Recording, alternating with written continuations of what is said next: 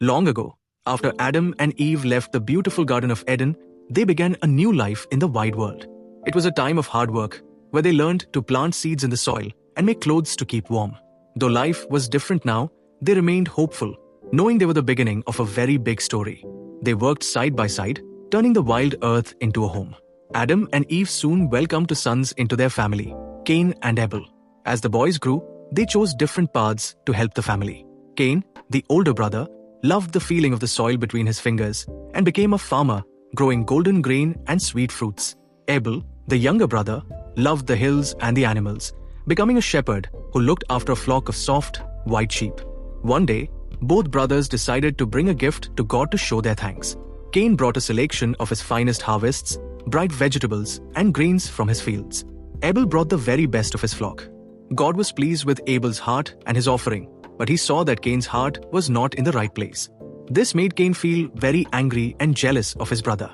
In a moment of terrible anger, Cain let his jealousy take control. He led Abel out into a quiet field, far from their parents' home. There, Cain did something that could never be undone. He hurt his brother so badly that Abel's life ended. Afterward, the silence of the field felt heavy, and Cain stood alone, realizing the weight of the shadow that had entered his heart. God spoke to Cain, asking where Abel was.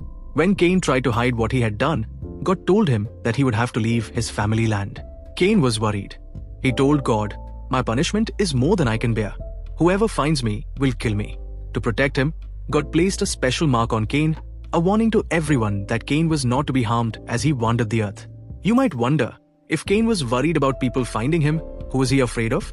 To understand this, we look at the long lives of the first people. Adam lived for 930 years. The Bible tells us in Genesis 5:4 that after his sons were born, Adam had many other sons and daughters. Because people lived so long back then, Adam and Eve had a very large family over hundreds of years. As the decades passed, the family grew and grew. Adam and Eve's children had children of their own, and those children had even more children. Soon, there were brothers, sisters, cousins, nieces, and nephews living in different areas. What started as one small family became a huge community of hundreds, and eventually thousands, of relatives spreading across the land. When Cain left his parents, he wasn't going into an empty world.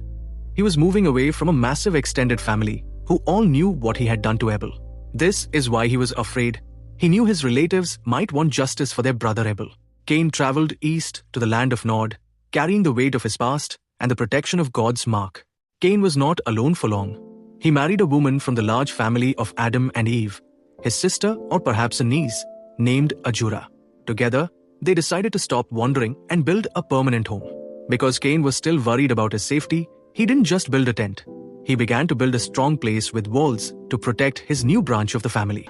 Cain named the very first city Enoch, after his first son. This city became a place where people learned to build, create, and grow in new ways. But a person cannot hide from their choices forever. One day, a younger relative named Zreth, driven by the stories of the uncle he never knew, found Cain outside the city walls. Despite the mark, the anger in Zreth's heart was too great.